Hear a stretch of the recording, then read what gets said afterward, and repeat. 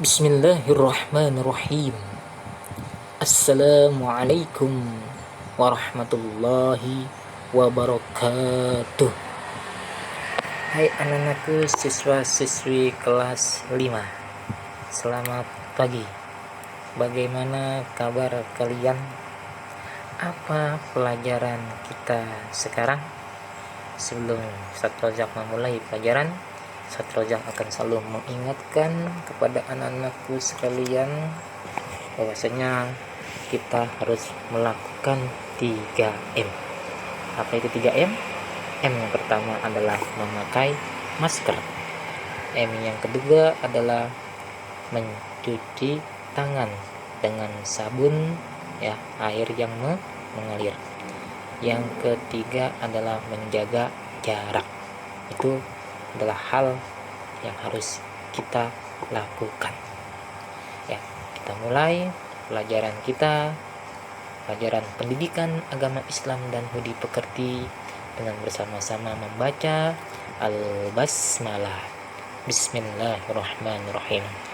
Anak-anakku, siswa-siswi kelas 5, kita memasuki pelajaran 10 mengenai kisah keteladanan Nabi Muhammad sallallahu alaihi wasallam. Kisah Nabi Muhammad sallallahu alaihi wasallam. Yang pertama, nasab Nabi Muhammad sallallahu alaihi wasallam. Nabi Muhammad sallallahu alaihi wasallam merupakan nabi dan rasul terakhir. Beliau merupakan keturunan Nabi Ismail alaihissalam, sebagaimana dijelaskan hadis berikut.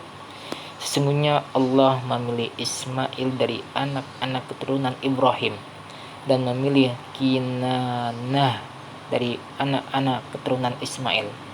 Lalu Allah memilih Quraisy dari anak-anak keturunan Kinanah, kemudian memilih Hashim dari anak-anak keturunan Quraisy, dan memilihku dari anak keturunan Hashim. Hadis riwayat Muslim dan Ibnu Majah.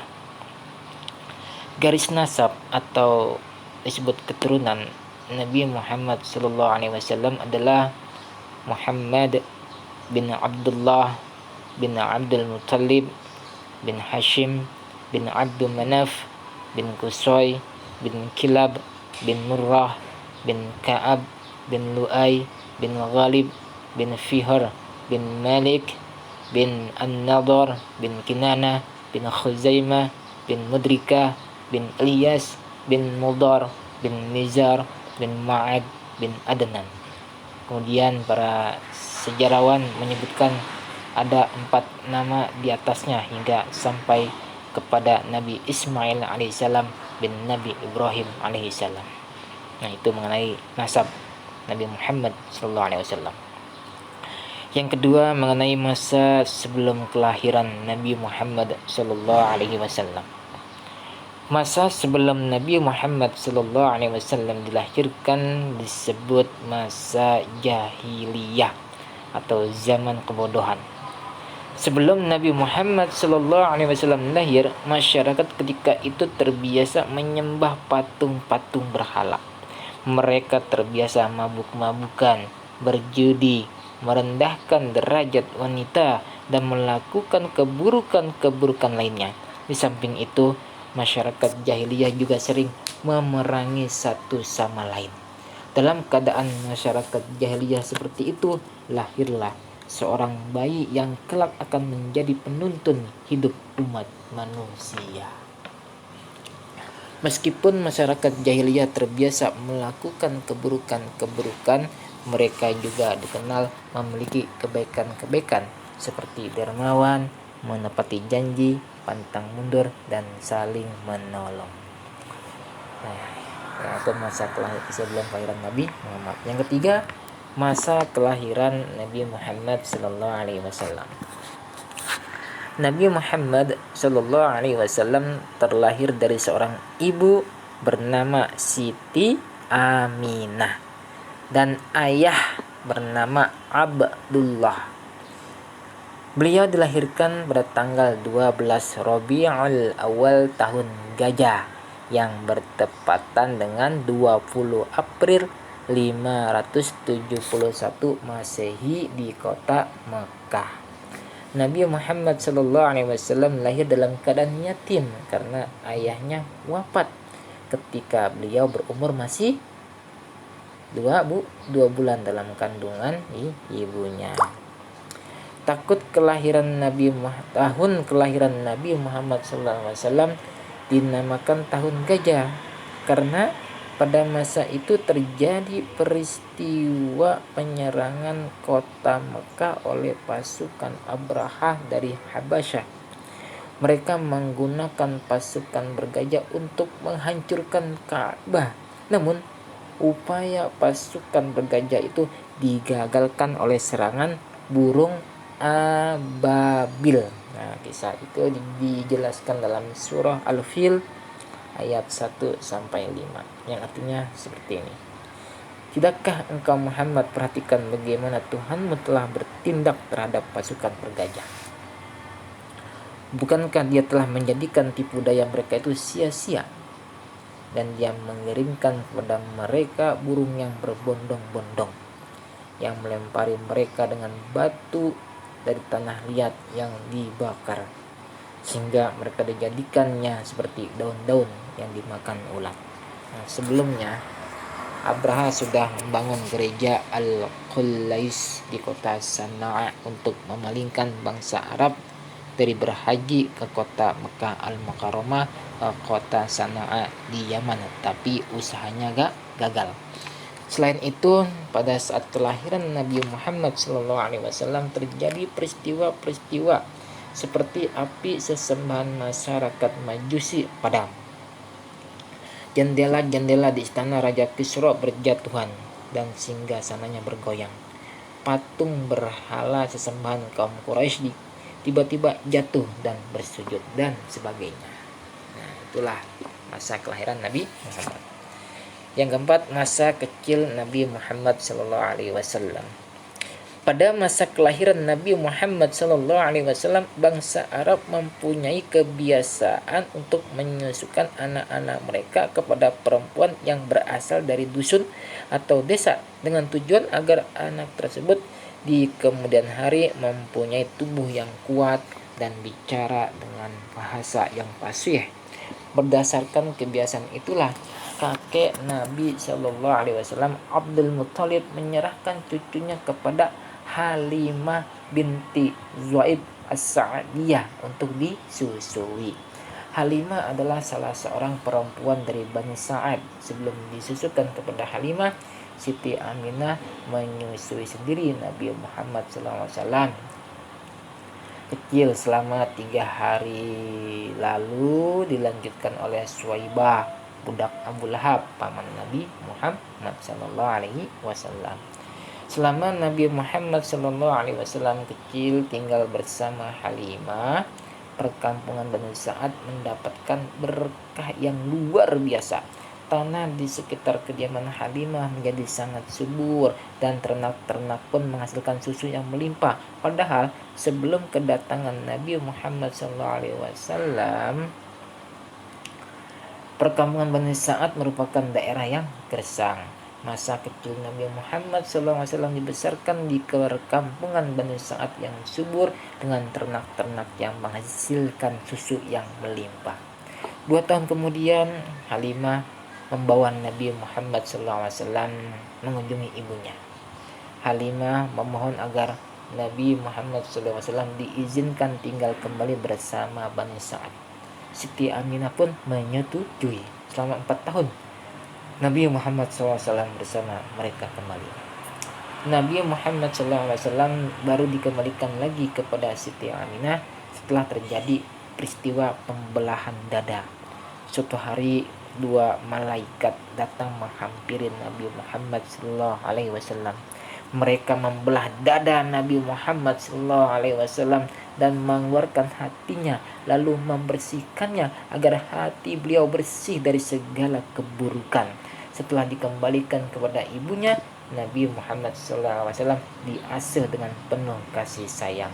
Nabi Muhammad SAW tumbuh menjadi anak yang terpuji, yang berbeda dengan anak-anak lain seusianya.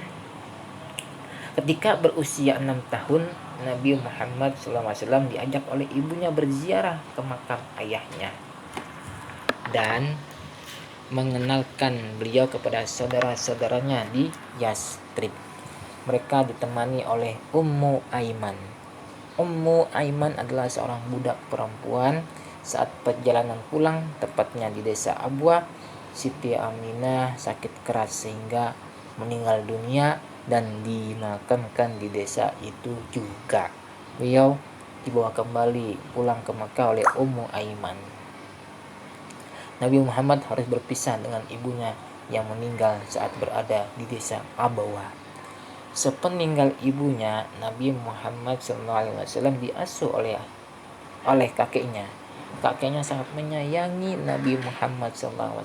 Namun, Nabi Muhammad SAW tidak dapat merasakan kasih sayang kakeknya dalam waktu yang lama. Kakeknya meninggal dunia ketika Nabi Muhammad SAW berusia 8 tahun. Kepedihan dan kesedihan pun dirasakan kembali oleh Nabi Muhammad SAW. Sepeninggal kakeknya, Nabi Muhammad SAW diasuh oleh pamannya Abu Thalib. Nah, yang kelima, masa sebelum Nabi Muhammad SAW diangkat menjadi Nabi dan Rasul. Nabi Muhammad SAW sangat rajin membantu pamannya Abu Thalib. Beliau sering ikut bersama pamannya berdagang untuk membantunya dan tentunya belajar berdagang. Selain itu, beliau juga belajar mengembala kambing. Ya, untuk apa? Untuk membantu pamannya demi meringankan beban ekonomi keluarga. Beliau mengembalakan kambing milik penduduk Mekah. Dari menggembala kambing itu, beliau mendapatkan upah yang layak. Jika berumur sekitar 12 tahun, Nabi Muhammad SAW ikut berdagang ke Syam bersama pamannya. Suatu hari dalam perjalanan, tepatnya di daerah Bushra, rombongan dagang bertemu seorang pendeta bernama Bahira.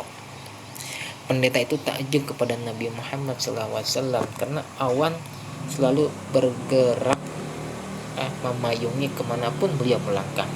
Pendeta itu segera menghampiri beliau untuk melihat tanda-tanda kenabian yang diterangkan dalam kitab sucinya. Setelah menemukan tanda-tanda kenabian itu, pendeta itu berpesan kepada Abu Thalib agar menjaga keponakannya itu dan membawanya pulang ke Mekah karena beliau adalah calon nabi dan rasul. Nabi Muhammad SAW mulai berdagang secara mandiri ketika berusia remaja. Beliau berdagang bersama Syaib bin Abu Saib.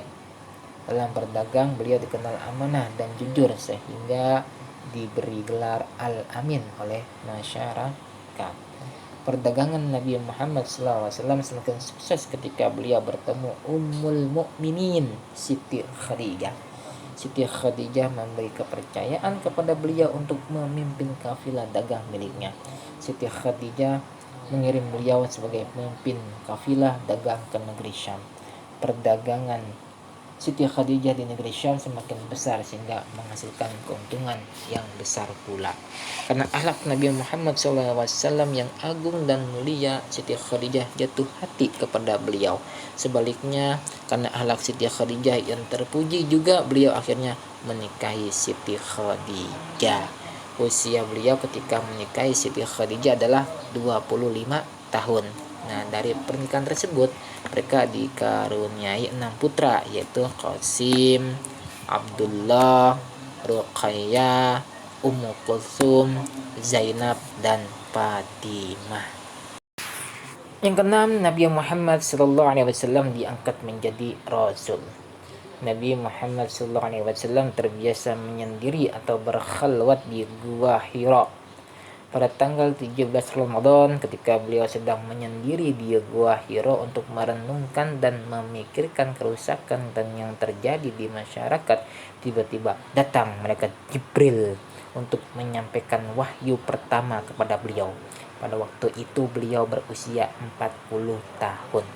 Nabi Muhammad diperintahkan untuk membaca ayat yang telah disampaikan kepadanya, namun beliau menolak dengan mengatakan beliau tidak bisa membaca. Malaikat Jibril mengulanginya 3 kali dan meminta agar beliau membacanya, tetapi jawabannya tetap sama. Lalu malaikat Jibril menyampaikan wahyu Allah tersebut kepada beliau yang berbunyi sebagai berikut. Bismillahirrahmanirrahim. Iqra bismi rabbikal ladzi khalaq. Khalaqal insana min 'alaq. Iqra wa rabbukal akram. Alladzi 'allama bil qalam.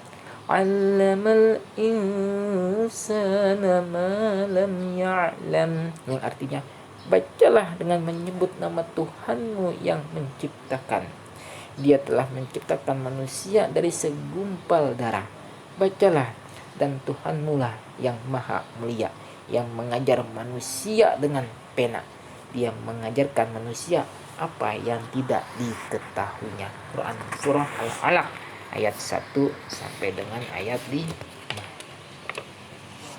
Setelah Nabi Muhammad SAW menerima wahyu pertama di Gua Hira tersebut, beliau kembali ke rumahnya. Beliau merasakan suhu tubuhnya panas dan dingin secara bergantian akibat peristiwa tersebut dan meminta istrinya Siti Khadijah agar memberinya selimut. Siti Khadijah menyelimuti dan menenangkan beliau. Sejak saat itu Nabi Muhammad SAW mulai berdakwah secara sembunyi-sembunyi. Beliau berdakwah secara sembunyi-sembunyi selama 3 tahun. Di antara beberapa orang yang pertama kali memeluk Islam adalah Siti Khadijah, Abu Bakar, Ali bin Abi Thalib, Zaid bin Harisah, Utsman bin Affan, Talha, Zubair, Sa'ad bin Abi Waqqas, Abu Ubaidah bin Zarrah, Abdullah bin Mas'ud, Sa'id bin Zaid, Bilal bin Rabah, Khabbab bin Ard, dan beberapa orang lainnya. Demikianlah mengenai sejarah Nabi Muhammad SAW. Oleh karena kalian mengerjakan uji diri 1 yang terdapat pada halaman 122. Kerjakanlah di buku paket. Kita tutup dengan sama-sama membaca Alhamdulillahirrabbilalamin. Jangan lupa kirimkan hasil tugas kalian melalui WhatsApp berupa foto. Syukran, terima kasih. Wassalamualaikum warahmatullahi wabarakatuh.